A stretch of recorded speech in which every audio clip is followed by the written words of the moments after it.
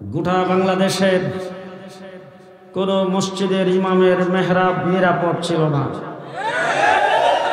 কোন জুমার মসজিদের খতিবের মিম্বর নিরাপদ ছিল না, কোন ইসলামী সম্মেলন ওয়াজ মাহফিলের স্টেজ আলেমদের জন্য নিরাপদ ছিল না।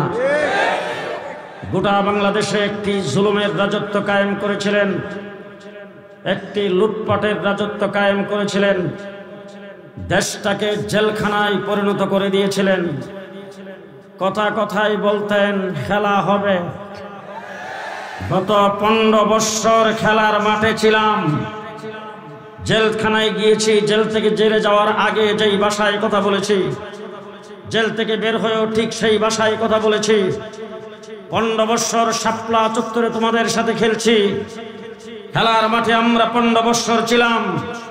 কিন্তু দুঃখ এই জায়গায়, তোমরা তোমাদের সাংগঠনিক শক্তিতে খেলতে আসো নাই, তোমাদের কর্মী বাহিনীর শক্তিতে আমাদের সাথে খেলা করো নাই, তোমরা প্রশাসনের অস্ত্রের বিনিময়ে আমাদের সাথে খেলতে এসেছ। আজকে তোমাদের সাথে পুলিশের অস্ত্র নাই, তোমরা পালাবো না।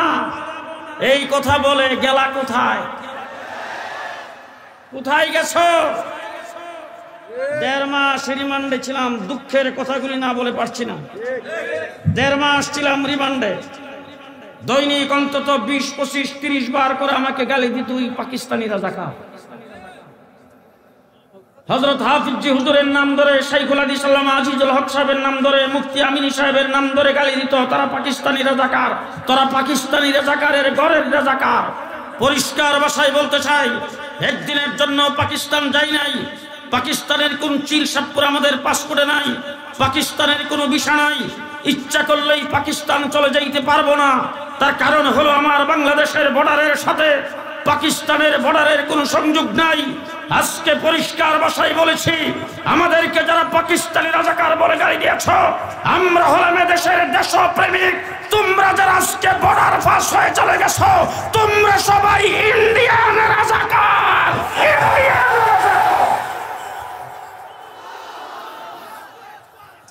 মনে রাখতে হবে, পাকিস্তানি রাজাকার যাদেরকে বলেছ, তাদের দ্বারা বাংলাদেশ হুমকির সম্মুখীন নয়। তোমাদের দ্বারা বাংলাদেশ পদে পদে হুমকির সম্মুখীন। পরিষ্কার ভাষায় বলছি, সচিবালয়ে তোমরা আগুন দিয়েছ, বাংলাদেশের সচিবালয়ে সুরক্ষিত এলাকায় আগুন দিয়ে দেশটাকে অকার্যকর রাষ্ট্রে পরিণত করতে চাচ্ছ।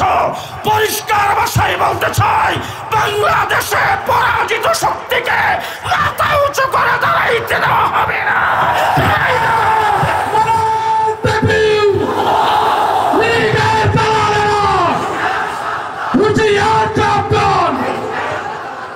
এই দেশ আমার, এই মাটি আমার। এই মাটির জন্য বারবার রক্ত আমরা দিয়েছি, বারবার রক্ত আমরা দিয়েছি। যে রক্ত আমরা দিয়েছি কেউ দিতে পারে না। আজকে আপনাদের সামনে পরিষ্কার ভাষায় বলছি, বিভিন্ন নেতৃবৃন্দ এখানে আছেন, বিএনপি নির্যাতিত হয়েছে, তাদের অনেককে ফাঁসির কাস্টে ঝুলানো হয়েছে, ক্রস ফায়ার দেওয়া হয়েছে, গুম করা হয়েছে, হাজার হাজার মামলা তাদের বিরুদ্ধে হয়েছে, হাজার হাজার কর্মীকে গ্রেপ্তার করে জেলখানার ভিতরে বৎসরের পর বৎসর রেখেছেন। অধিক পরিমাণে নির্যাতিত জামাত বিএনপি হয়েছে, কিন্তু আপনাদের 17 বৎসরের নির্যাতন একত্রিত করলে আমার শাপলা চত্বরের এক রাত্রির সমান হবে না। এক সাগর রক্ত শাপলা চত্বরে আমরা দিয়েছি। এদেশের মাটির জন্য আমাদের দরদ আসে না নাই? আমরা এদেশেরই সন্তান, বন্যার পানিতে ভেসে আসি নাই। আমরা এদেশের ঘর জামাই নয়, আমরা এদেশে মামুর বাড়ির বাদাইম্মা থাকি না, এদেশেরই সন্তান আমরা, ঠিক না বেঠিক? সুতরাং দেশ যেইভাবে রক্ষা করতে হবে, ইসলাম যেইভাবে রক্ষা করতে হবে, ইসলামের উপর যদি কোনো আঘাত আসে, আমার বুজুর্গানে দিন জীবন কাউকে ছেড়ে দেয় নাই, আজকে তারা কবরে চলে গেছেন, তাদের উত্তরসূরি হিসাবে বাংলাদেশে অন্তর্বর্তীকালীন সরকার ক্ষমতায় আছে, প্রশাসন আছে, বাংলাদেশে নির্বাচিত সরকার আসবে। ইসলামের বিরুদ্ধে কেউ টু শব্দ করলে কাউকে ছেড়ে দেওয়া হবে না, কাউকে ছেড়ে দেওয়া হবে না।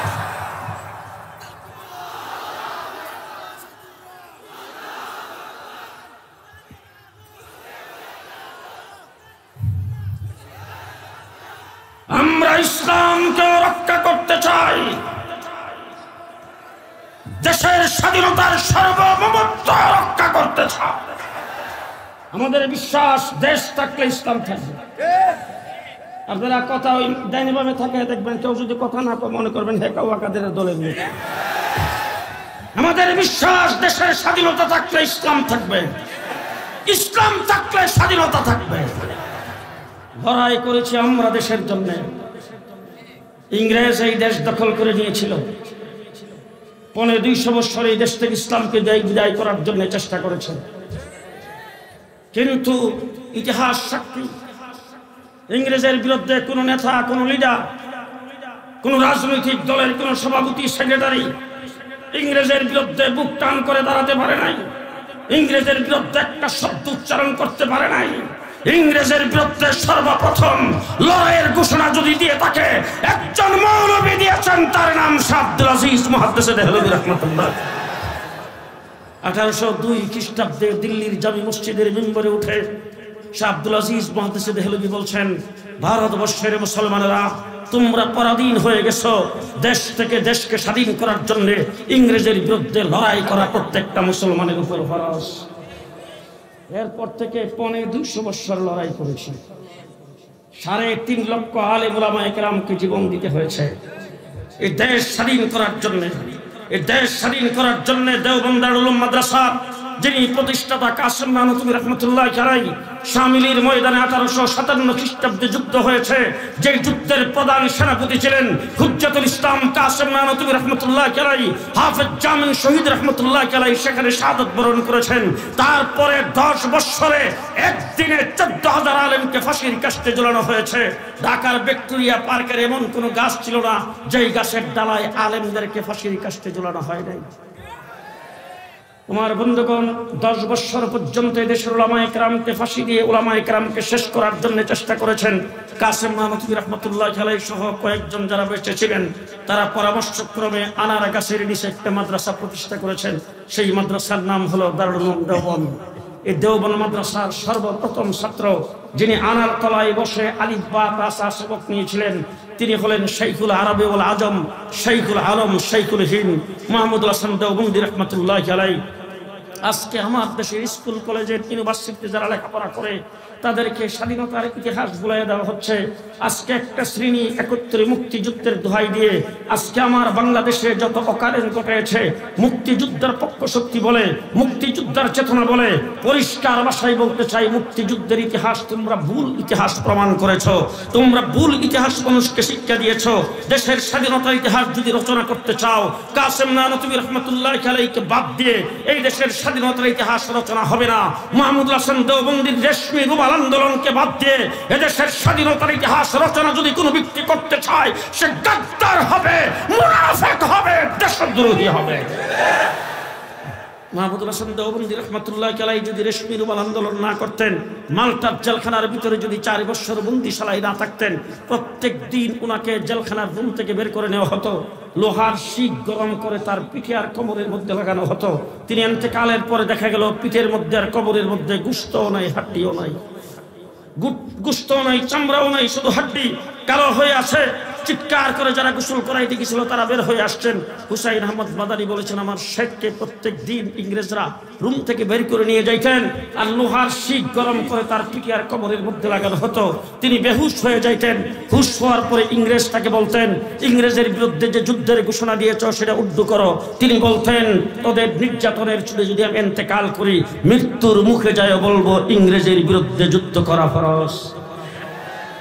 সেই হুসাইন আহমদ মাদানী, তার সাগরিদ, সুযোগ্য সাগরিদ হুসাইন আহমদ মাদানী, ইতিহাস আপনাদের জানা আছে। দেশের স্বাধীনতার জন্য লাহোরের কোর্টে ওনার বিরুদ্ধে কেস হয়েছে। সে লাহোরের কোর্টে ওনাকে হাজির করা হয়েছে। কোর্টের কাঠগড়ায় তিনি দাঁড়িয়েছেন। বিচারক তাকে জিজ্ঞেস করেছেন, আপনার নাম হুসাইন আহমদ? বলে, হ্যাঁ। আপনার বিরুদ্ধে অভিযোগ হলো আপনি নাকি ফতোয়া দিয়েছেন ইংরেজের মিলিটারিতে ভর্তি হওয়া মুসলমানদের জন্য হারাম। হুসাইন আহমদ মাদানী কাঠগড়ায় দাঁড়ায় থেকে বলতেছেন, ফতোয়া আগেও দিয়েছি, এখনো দিচ্ছি, সামনেও দেব। ও কওমি মাদ্রাসার ছাত্ররা, ভালো করে শুনে রেখো, হুজুরদেরকে সম্বোধন করার সেই সাহস আমার নাই। আমরা কারা খুব ভালো করে শুনে রাখতে হবে। হুসাইন আহমদ মাদানী যখন এই কথা বলছেন তখন মোহাম্মদ আলী জওহার লাফ দিয়ে ওনার পায়ে পড়ে বলছেন, হযরত ये अदालत है, मुसलमान पर थोड़ा रहम कीजिए, थोड़ा नरमी से बात करे। হুজুর এইটা আদালত, এইখানে আপনি একটু নরম হয়ে কথা বলেন।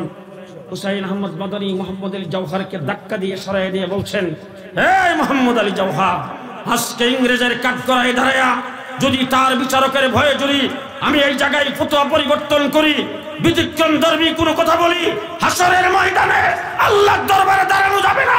মুহাম্মদুর রাসূলুল্লাহ সাল্লাল্লাহু আলাইহি সাল্লামের দান শহীদ করা দ্বীনের পরিবর্তন হবে। এই কথা যখন জোর গলায় বলছেন, বিচারকের আসন থেকে ডাক দিয়ে বলছেন, মাওলানা সাহেব, আপনি কোন জায়গায় দাঁড়ায় কথা বলছেন, আপনি কি টের পান? হুসাইন আহমদ মাদানীর হাতুলির নিচে ছিল কাফনের কাপড়। কাফনের কাপড় টান্দা বের করে বিচারকের দিকে উত্তোলন করে বলছেন, এই ইংরেজের চালা বিচারক, ভালো করে দেখে রাখ, আমি তোর আদালতে কাফনের কাপড় নিয়ে দাঁড়িয়েছি। এই লাহোরের কোন ব্যক্তির 5টি পয়সা খরচ হবে না হুসাইন আহমদকে দাফন করার জন্য। তোর হাতে কলম, তোর হাতে আইন, তোর হাতে সবকিছু।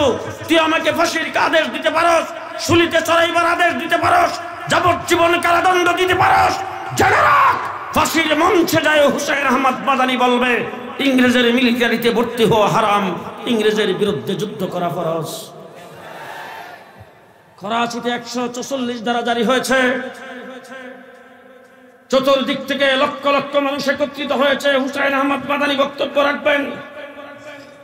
ইংরেজ সেখানে 144 ধারা জারি করেছেন। এই মাহফিল চলবে না, এই সমাবেশ করতে দেওয়া হবে না। ঘোষণা করছেন, আজকের সমাবেশ যদি কেউ করতে চায়, সমাবেশের যিনি সভাপতিত্ব করবেন, যিনি সমাবেশ পরিচালনা করবেন, দেখা মাত্রই তাকে গুলি করা হবে। হুসাইন আহমদ মাদানী লোকজনকে ফাঁক করে লাফ দিয়ে স্টেজে উঠছেন। ওইটার সামনে দাঁড়ায়া সদ্রিয়ার বোতাম খুলে দিয়ে, কুটের বোতাম খুলে দিয়ে বুক টান করে দাঁড়ায় বলছেন, আজকের এই সমাবেশে আমি পরিচালক, আমি সভাপতি।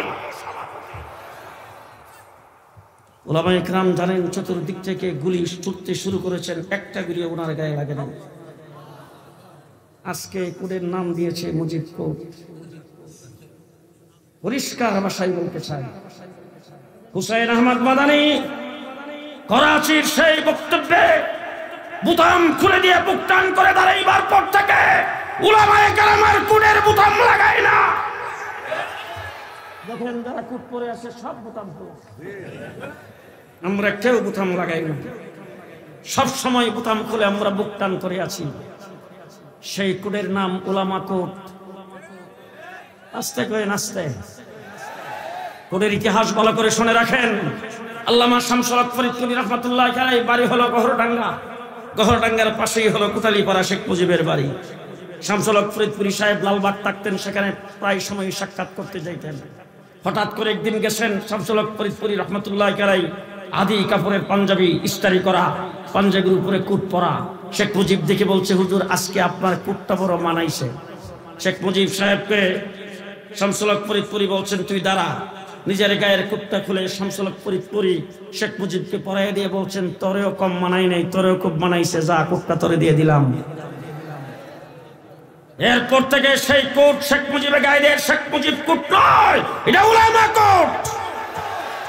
উলামায়ে কেরামের আন্দোলন, যুদ্ধ জাহাদের মাধ্যমে দেশ স্বাধীন হয়েছে।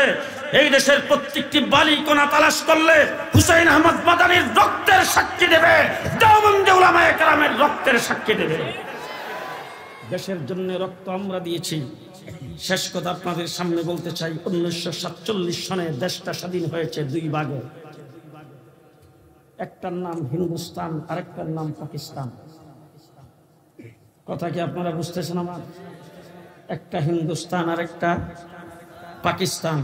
এবার আমি জিজ্ঞেস করতে চাই, আমাদের পার্শ্ববর্তী একটা জায়গা আছে, সেই জায়গাটার নাম হলো কলিকাতা, পশ্চিমবঙ্গ। সেখানকার ভাষা কি? বাংলা। তারা জাতে কি? বাঙালি। আমরাও ভাষা বাংলা, আমরাও জাতে বাঙালি। তো তসলিমা নাসরিন বলছিল এপার বাংলা ওপার বাংলা, তারাও বাঙালি আমরাও বাঙালি, তাদের ভাষাও বাংলা আমাদের ভাষাও বাংলা।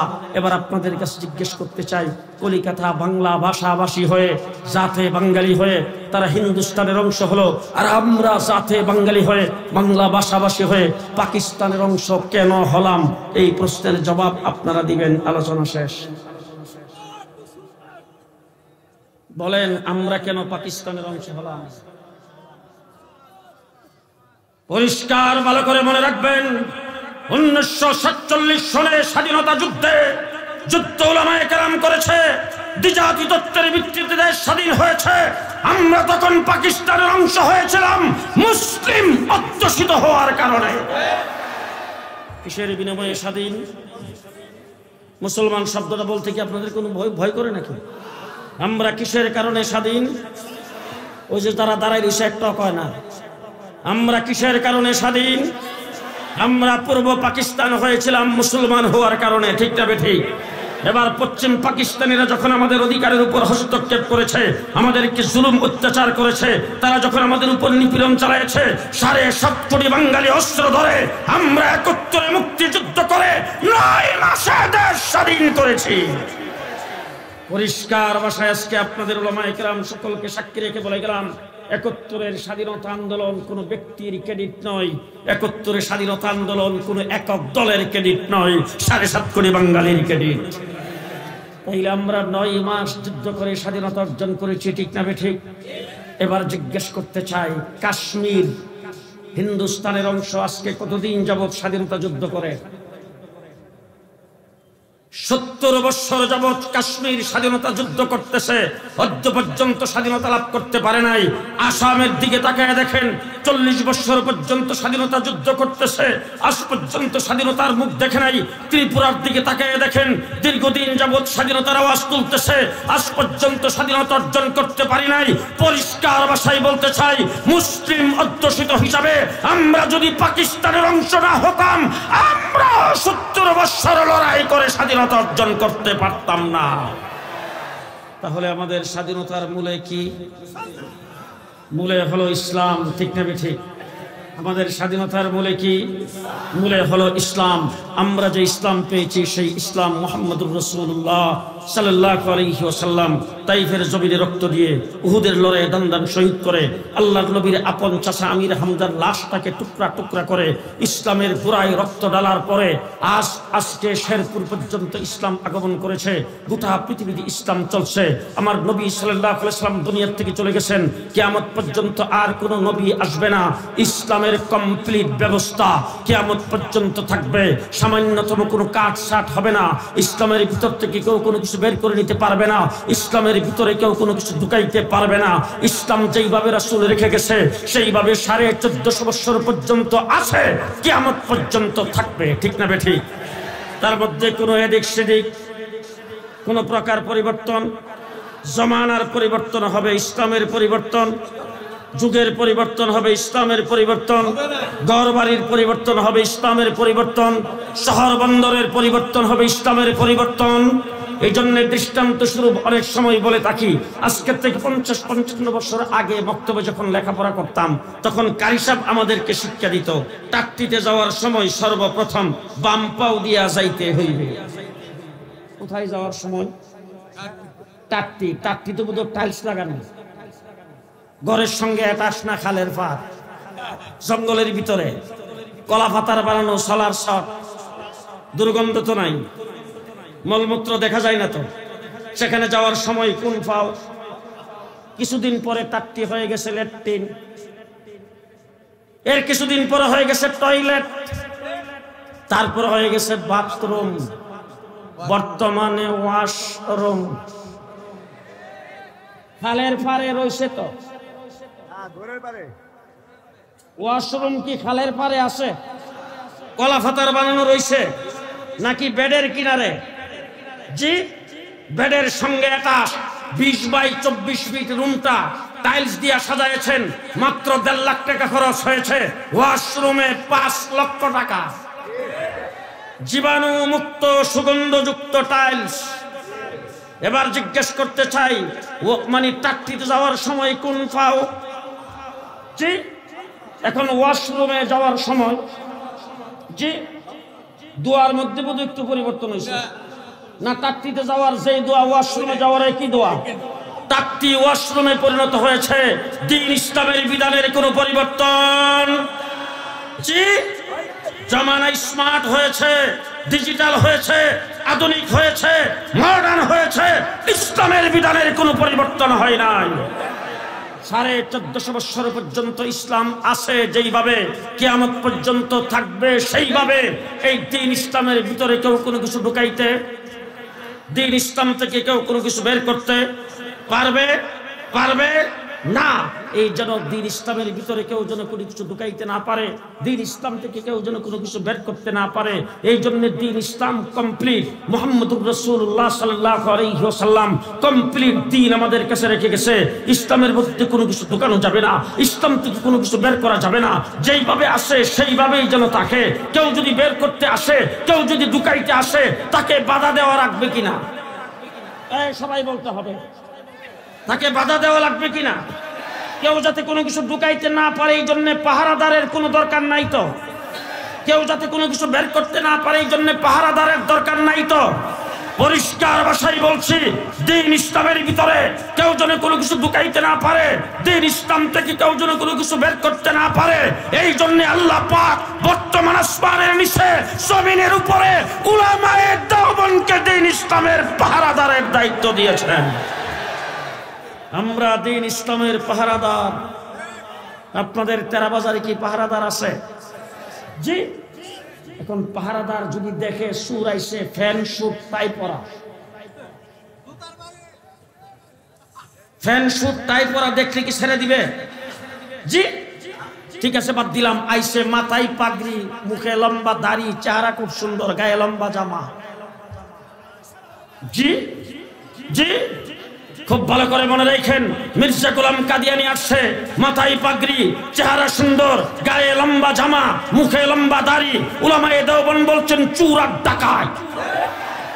একজন ব্যক্তি আসছে, সাহাবায়ে কেরামের সমালোচনা করেছেন, নবীদের সমালোচনা করেছেন, সেন সুটটাই পরা। উলামায়ে দেওবন্দ বলছেন চোর আর ডাকাত। মৌলানা ইলিয়াস রহমাতুল্লাহ আলাইহির বংশে জন্মগ্রহণ করে মৌলানা সাদ সাহেব আসছে, নবীদের সমালোচনা করে, কোরআনের শরীয়তের বাহিরে কথা বলে। উলামায়ে দেওবন্দ বলছেন চোর আর ডাকাত। ঠিক না বেঠিক? আমরা দ্বীন ইসলামের পাহারাদার। আমরা দ্বীন ইসলামের ইসলামী শরীয়তে নতুন কেউ কিছু ঢুকাইতে চাইলে পাহারাদারি করা লাগবে কিনা? কেউ যদি কোনো কিছু বের করতে চায় পাহারাদারি করা লাগবে কিনা?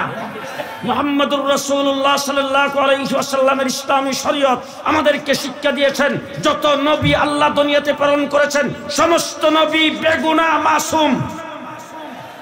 এই বলতে হবে সবাই, সকল নবী বেগুনাহ, কোন গুনাহগারকে আল্লাহ নবী বানাই নাই। গুনাহগার নবুতি মঞ্চে বসতে পারে না। ঠিক না ঠিক? সমস্ত নবী বেগুনাহ মাসুম। মাওলানা সাদ সাহেব বলছেন, হযরতে মূসা আলাইহিস সালাম দাওয়াতের কাজ বাদ দিয়ে তৌরাত কিতাব গ্রহণ করার জন্য আল্লাহর ডাকে তিনি তুর পাহাড়ের নিকটে চলে গেছেন। এটা তিনি ভুল করেছেন। একটু ডাইনে বামে দেখতে হবে, নাউজুবিল্লাহ যে না কইছে হেরে দিও কইবেন। ভালো করে বুঝেন, মুহাম্মদুর রাসূলুল্লাহ সাল্লাল্লাহু আলাইহি ওয়াসাল্লাম সম্পর্কে বলেছেন, আল্লাহর নবী যতগুলি বিয়ে করেছেন সকল বিয়াতে তিনি খিজুর দিয়ে উলিমা করেছেন। হযরত যায়েনব রাদিয়াল্লাহু তাআলা আনহুকে বিয়ে করেছেন, তিনি তখন উলিমা করেছেন গোশত আর রুটি দিয়া, তিনি ক্ষমার যোগ্য ভুল করেছেন। নাউজুবিল্লাহ জোরে কারণ আমি জিজ্ঞেস করতে চাই, এই হুজুরের মোবাইল আছে? আছে মোবাইল আছে? আছে। ও না আপনার দর্শন,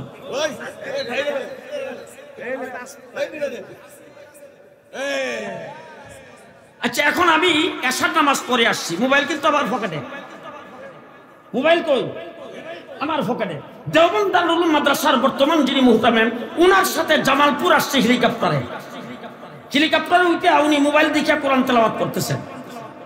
হেলিকপ্টার থেকে নামার পরে নামাজ পড়লাম, ওনার পকেটে মোবাইল দিয়ে উনি নামাজ পড়েছেন। মৌলানা সাদ সাহেব বলছেন ক্যামেরাওয়ালা মোবাইল পকেটে রেখে নামাজ পড়লে নামাজ হবে না।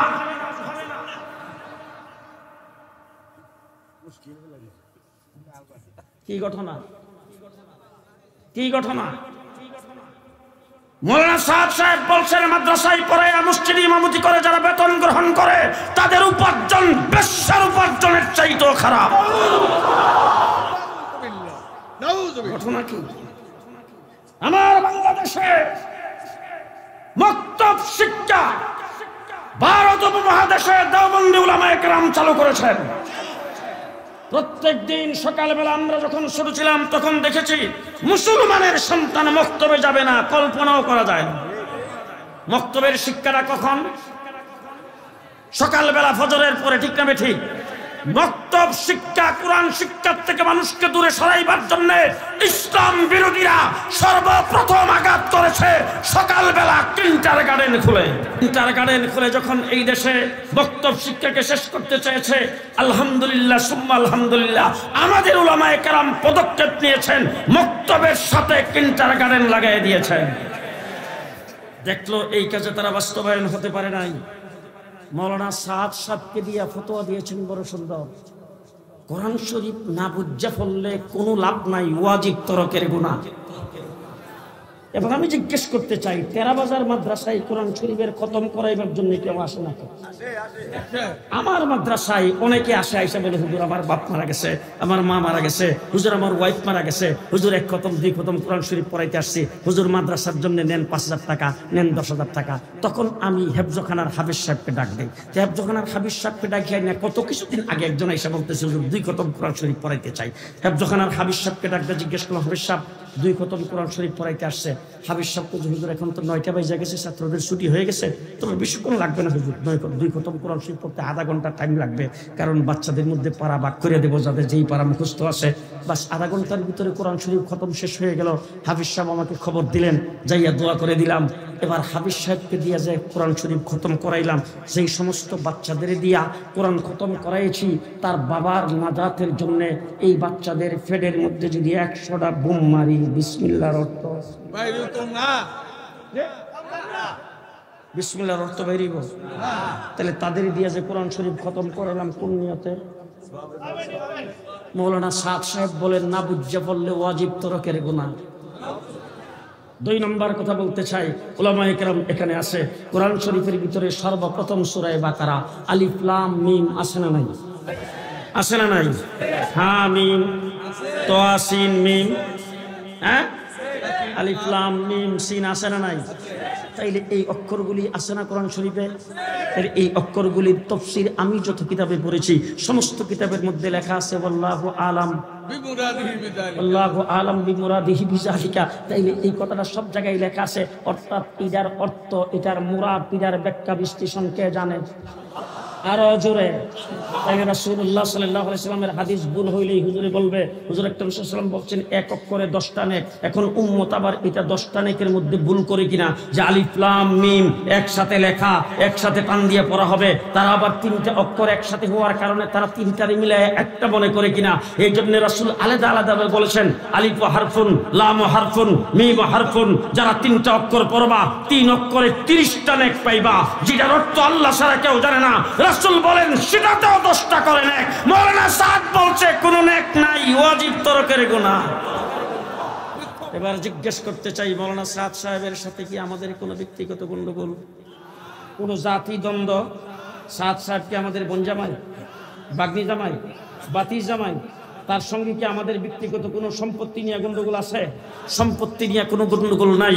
পরিষ্কার ভাষায় বলতে চাই, মৌলানা সাদ সাহেব আজকে ভারতে বসে পরাজিত শক্তি, বাংলাদেশ থেকে যারা পরাজয় বরণ করে ভারতের কলিজায় বসেছেন, তাদের পক্ষ হয়ে রয়্যাল এজেন্ট হিসাবে সাদিয়ানি গ্রুপ 2013 সালে শাপলা চত্বরে রাতের অন্ধকারে তাহাজ্জুদরত জিকিররত শাপলা চত্বরের আলেম উলামায়ে কেরামের উপরে আওয়ামী দুঃশাসনের বাহিনী যেইভাবে চাপে পড়েছিল, ঠিক একই কায়দায় গত 17 তারিখে সাদিয়ানি বাহিনী টঙ্গীর মাঠে চাপে পড়েছে। সুতরাং তাদের মধ্যে সাদিয়ানি বাহিনীর মধ্যে আর সেই পরাজিত শক্তির মধ্যে কোনো পার্থক্য নাই।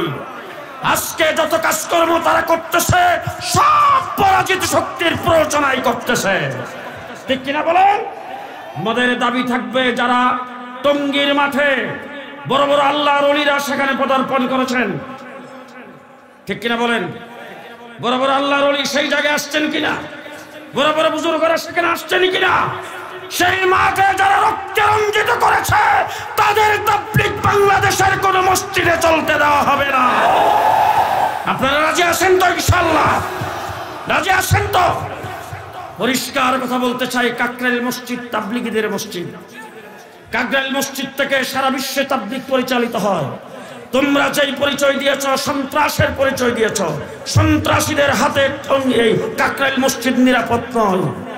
সুতরাং এই মসজিদে তোমাদের আর ঢোকার মতো কোনো চান্স নাই। 2 নম্বর শেষ কথা বলতে চাই, ভালো করে মনে রাখেন, টঙ্গী ইজতেমার মাঠ, এখানে তাবলীগের বিশ্ব ইজতেমা হয়, গোটা পৃথিবীর লোকজন এখানে অংশগ্রহণ করে। সে ইজতেমার মাঠে উলামায়ে কেরামের দ্বারা নিয়ন্ত্রিত, মজলিসে শুরার দ্বারা পরিচালিত যেই তাবলীগ চলে সেটারই ইজতেমা হবে, সাদিয়ানি বাহিনীর কোনো ইজতেমা মাঠে হবে না। আপনারা রাজি আছেন তো? ইনশাআল্লাহ রাজি আছেন তো? ইনশাআল্লাহ। শেষ কথা বলবো, যারা রক্ত জড়িয়েছেন, যারা এই সন্ত্রাসের সাথে জড়িত, অনতি বিলম্বে তাদেরকে গ্রেফতার করে বিচারের সম্মুখীন করা হোক। আপনারা রাজি নাই? রাজি আছেন আপনারা? শেষ কথা বলবো, সন্ত্রাসের দায়ে যদি ছাত্রলীগ নিষিদ্ধ হতে পারে, সাদিয়ানি গ্রুপ বাংলাদেশে নিষিদ্ধ ঘোষণা করতে হবে। রাজি থাকলে হাত উঠে দেখান। মনে থাকবে আপনাদের, মনে থাকবে আপনাদের। শেষ কথা আপনাদের সামনে বলতে চাই, দেশটা মুসলমানের দেশ। দেশটা কার দেশ? দেশের স্বাধীনতায় আমাদের অংশগ্রহণ আছে না নাই? স্বাধীনতা প্রেমিক আমরা কিনা? আমরা স্বাধীনতার পক্ষ শক্তি কিনা বলেন? আর জোরে কোন?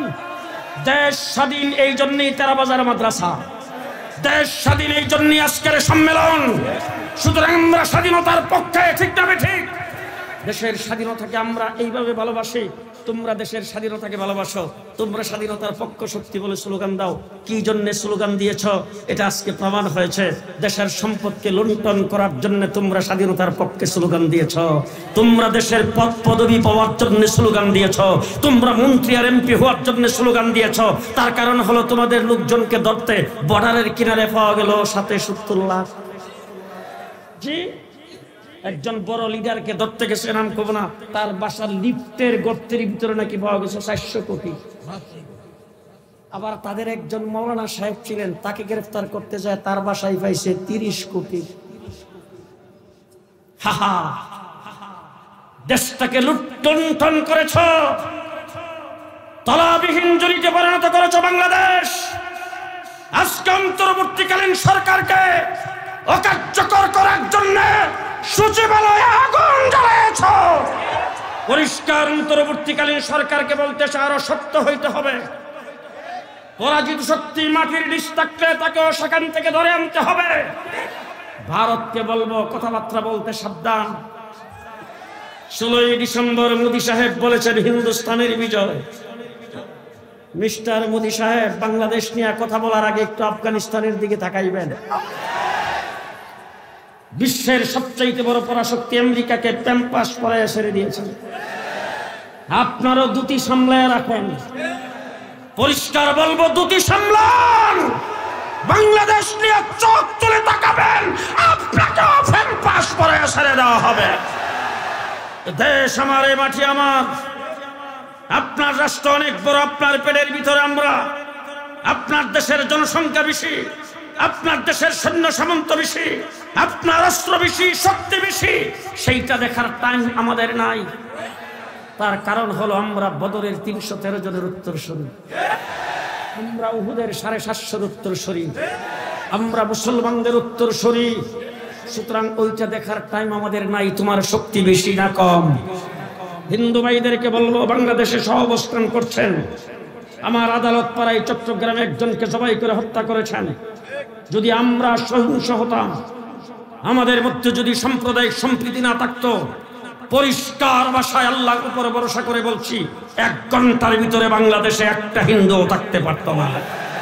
কিন্তু আমরা আপনাদেরকে নিয়ে সহাবস্থানে আছি, নাগরিক সুবিধা আপনারা পাবেন, আপনারা দেশে পূজা করবেন, নির্দ্বিধায় করবেন, আপনাদের দিকে চোখ তুলে তাকাতে কাউকে দেব না।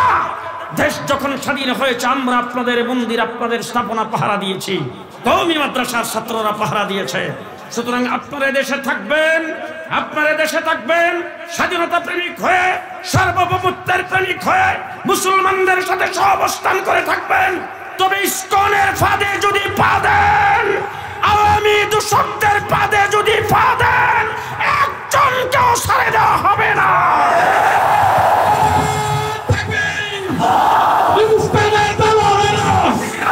বাংলাদেশ শতকরা 92% মুসলমানের দেশ বাংলাদেশ। 54 বছর হয়েছে দেশটা স্বাধীন হয়েছে। সর্বপ্রথম স্বাধীনের পরে শেখ মুজিবের ঘোষণা সোনার বাংলা, একজনে ভূমি করছে, আরেকজনে খাইছে।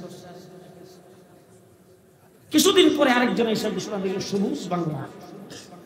এরশাদ সাহেব ক্ষমতায় যে ঘোষণা দিলেন নতুন বাংলা। লেডি প্রধানমন্ত্রী হাসিনা এসে ঘোষণা দিলেন মডার্ন বাংলাদেশ। কিছুদিন পরে বললেন আধুনিক বাংলাদেশ, তারপরে বললেন ডিজিটাল বাংলাদেশ।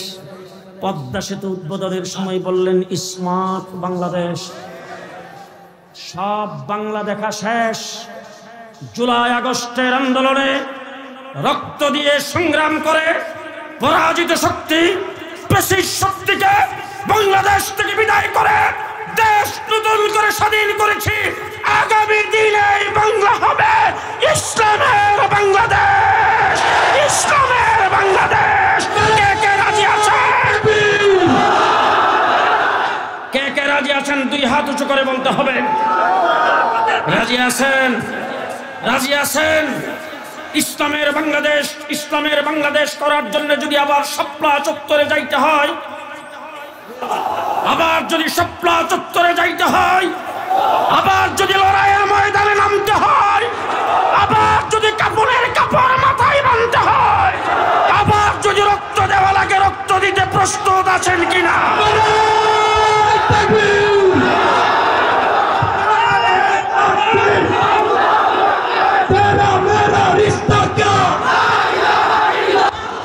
আরো আসতে সকল ক্ষমতার উৎসকে আঙ্গুল উঁচা করে বলতে হবে, সকল ক্ষমতার উৎসকে।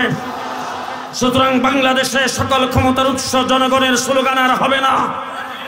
সকল ক্ষমতার উৎস একমাত্র আল্লাহ। সংবিধানের প্রথমে আল্লাহর উপর আস্থা ও বিশ্বাস কায়েম করতে হবে। মক্তব থেকে, প্রাইমারি থেকে শুরু করে ইউনিভার্সিটি লেভেল পর্যন্ত সর্বস্তরে দ্বীনি শিক্ষা প্রত্যেকটা মুসলমানের জন্য বাধ্যতামূলক করতে হবে।